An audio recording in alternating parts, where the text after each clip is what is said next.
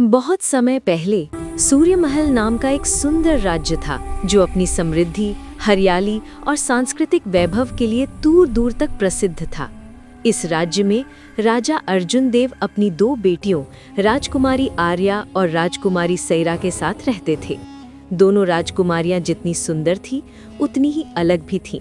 राजकुमारी आर्या को महल की चमक-दमक, शाही पहनावे और बड़ी महफिलें बहुत पसंद थीं। वो बचपन से ही सपने देखती थी कि उसकी शादी दुनिया के सबसे अमीर, सबसे ताकतवर राजकुमार से हो। वहीं दूसरी ओर राजकुमारी सैरा का दिल साधारण लोगों में बसता था। उसे सादगी, सरलता और नेकी बहुत भाती थी।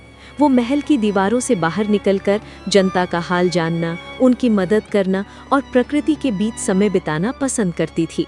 एक दिन पड़ोसी राज्य वीरगढ़ के राजकुमार विवान ने सूर्यमहल में विवाह प्रस्ताव भेजा। विवान अपनी अपार संपत्ति, शक्तिशाली सेना और शाही वैभव के लिए पूरे देश में मशहूर था। उसके पास सोने के महल, जड़े हुए घोड़े और अनगिनत खजाने थे। राजा अर्जुन देव ने ये रिश्ता खुशी खुशी स्वीकार कर लिया और राजकुमारी आर्या का सपना पूरा हो गया। कुछ ही महीनों में शादी की तैयारियां शुरू हो गईं। शादी इतनी विशाल और भव्य थी कि आसपास के कई राज्यों के राजा, रानियां और सेनापति भी आए। आर्या की पालकिन सोने से सजी थी और विवाह स्थल पर चांदी के झूमर झिलमिला रहे थे। शादी के बाद आर्या विवान के राज्य में पहुंची। शुरू में उसे सब कुछ किसी सपने जैसा लगा, शाही दरबार, ऊंचे महल और अनगिनत दास-दासियां। लेकिन धीरे धीरे उसे महसूस हुआ कि विवान बेहद घमंडी और कठोर स्वभाव का है।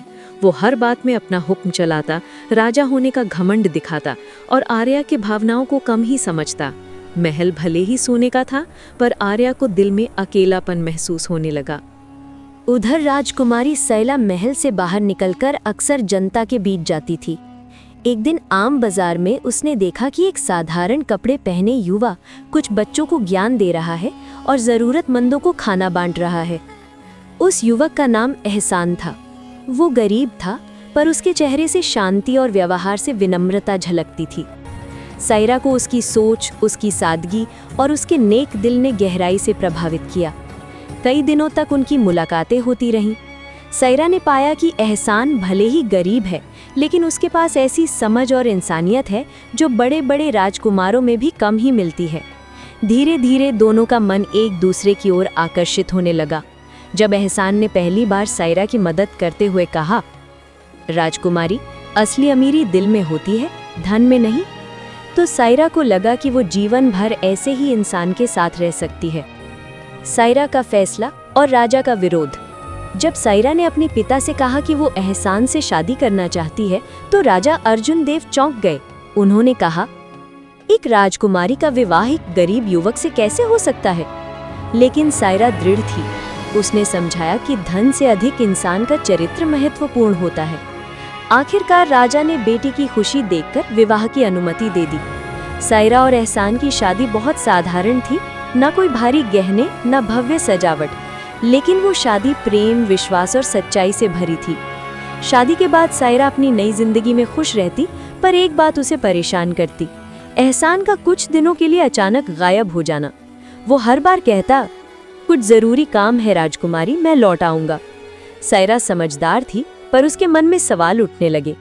एक दिन रात को जब एहसान लौटा तो उसके कपड़े फटे हुए थे और उसके साथ दो सैनिक पीछे पीछे चल रहे थे।